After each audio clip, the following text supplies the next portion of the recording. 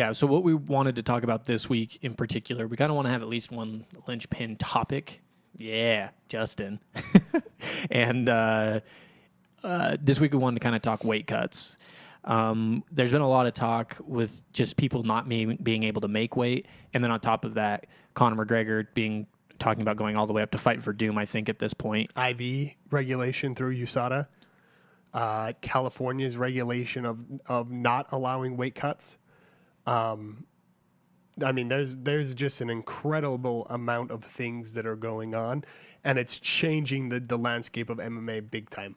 You're going to see people. I actually watched, speaking of weight cuts, I watched the Dan Hardy, Anthony Rumble Johnson fight when they were fighting at 155. 170.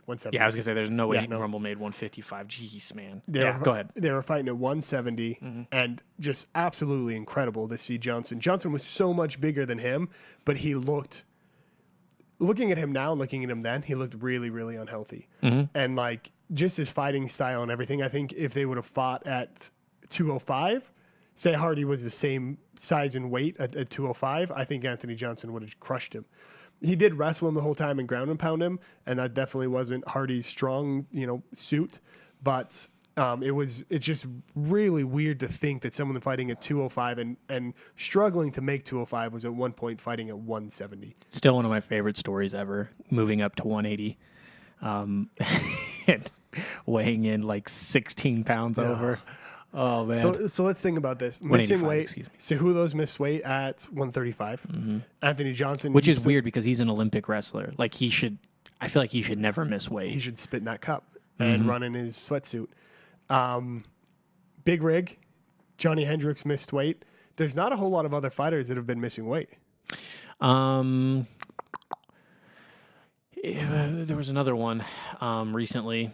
And it's there was the one that they had to pull out of the fight completely because he passed out backstage. Oh yeah, no, there's a couple of those. There's people that have gone into seizures. Yeah. I mean, weight cutting. The people that we knew in high school that were wrestlers that did weight cutting still have issues with weight. They're all usually small. I think a lot of them are bigger. But one of the things that they get into is every time you drop weight, when you put that weight back on, your body tries to protect itself by making it harder for you to drop that kind of weight again. So as you go down and then beef up, or as you go down and then water back up and then go down and water back up, hydrate, your body basically starts to disallow it. So a lot of these older fighters like Johnny Hendricks and those type of guys are like, it gets harder and harder to drop weight every time that you do it.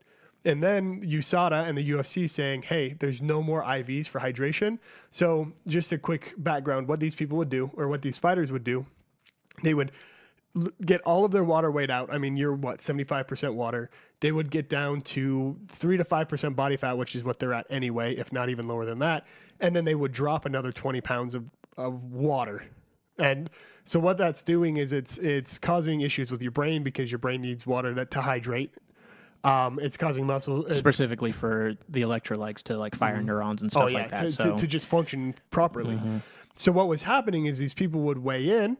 They would have their electrolyte water right afterwards. They would go back to their hotel room.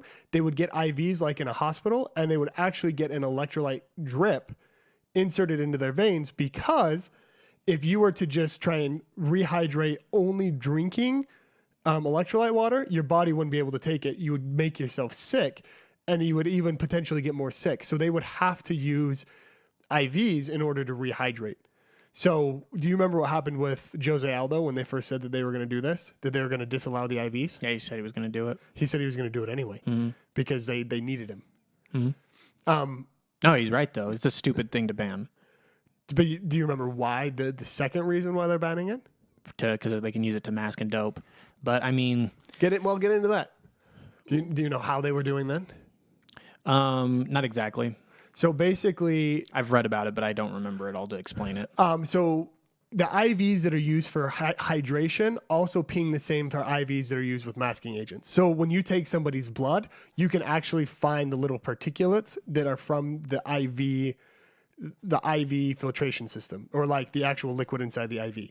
So the other people that showed up for those were the people that were actually using some kind of blood doping or any other thing that had to be done intravenous.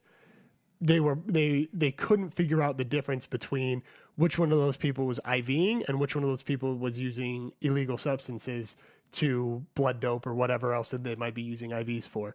So that's another reason why they were just trying to get rid of it. Do you really think, though, that people that close, apart from the people that are just too stupid, do you think there were really that many people that were masking and blood doping that close to a fight? I don't.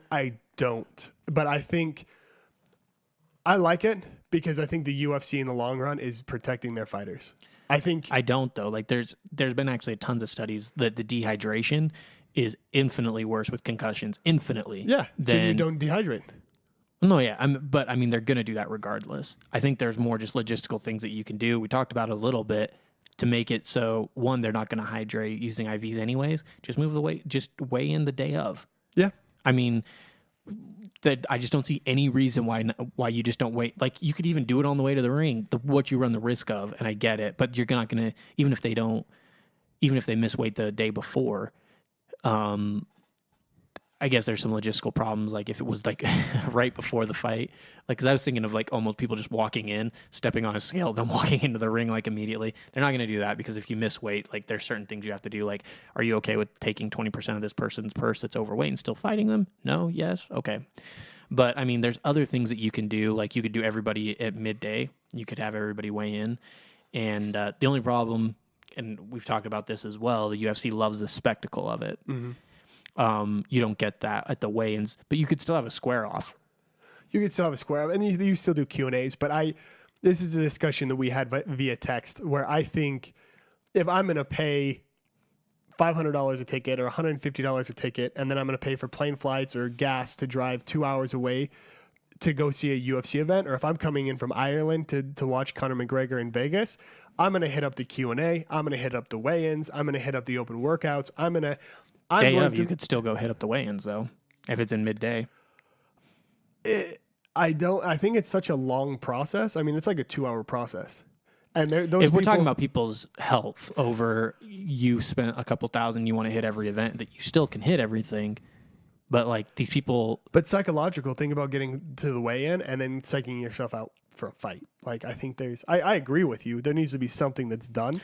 And weighing in on the same day is perfectly fine. I don't think it's going to happen due to the amount of money that they can make by broadcasting those weigh-ins. They don't broadcast them, though. They put them on YouTube for free. The only time that they've ever made money off of it. But there's ads before them, right? I don't remember. Yeah, and if you're getting 1 million views of those weigh-ins with those ads, you're getting 50,000. No. They're not getting that much for those. Like, there's not that many people that watch those. Ronda Rousey, you don't think there was 1 million when she yelled at Holly Holm? You don't think there was 1 million views of DC versus Jones or McGregor versus Jose Aldo? We can look. I bet you there was at least 1 million views. We can look right now. All right, so you looked that up. I think, so you put the ad revenue on the front of that, plus all of the merchandise that's purchased at those events, that those people go in and buy that merchandise before the fights the next day. I think when it comes down to it, the UFC is a PR and marketing company for themselves, not necessarily for the fighters. For John Jones, Daniel Cormier, and this isn't even the full one. This is just their segment that they cut up. Has 500,000. Okay, so 500,000. So if you figure you're making 10 cents to $1 per, you just made, well, probably more than 10 cents, 25 cents per. You're still making over several $1,000s. You could still do it day of. And still push it. Yeah, but I don't know. I think it's also. And then, like, they don't get if they say they have an issue during the weigh-in, they don't have a night to sleep on it. They're just going to get heated for the next few hours. I think one of the other issues as well is it's a marketing.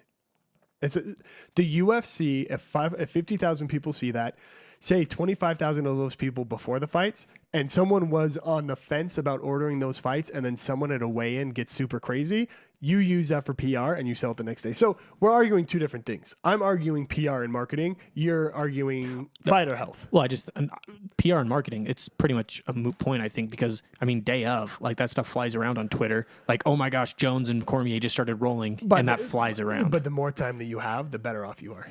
Not necessarily. To a point, well, 2 days. It's like the Metamoris. They do it like with as little time as possible. They that also way, don't pay anybody.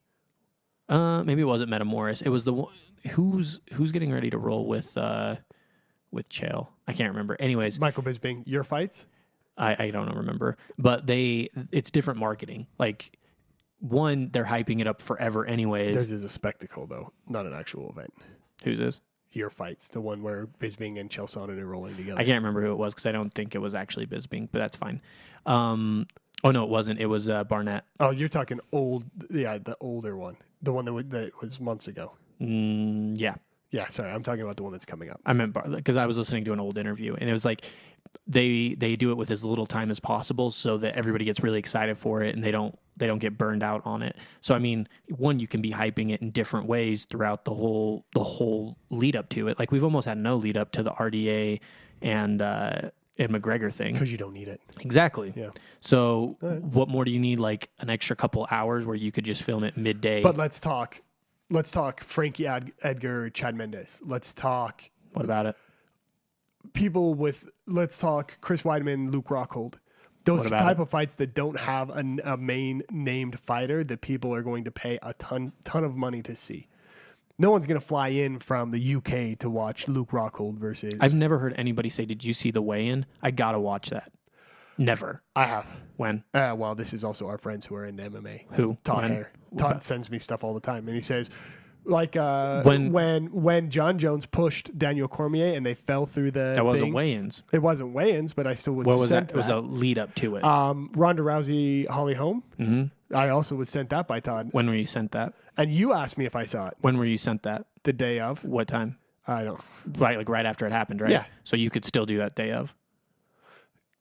Yeah. if it's gonna get caught on social media, and you know this better than anybody, social media- it's gonna fly. And I 100% agree with you because everyone wants to be the first to share something or talk about something or do something. And I agree with you 100% on that. So that's just what I'm saying from a marketing standpoint. But there was a joke on Twitter about Kanye West and Amber Rose. Yes. You know, the whole finger Finger off in the butt booty ass thing? Yeah. bitch. Yes. So they were talking about that.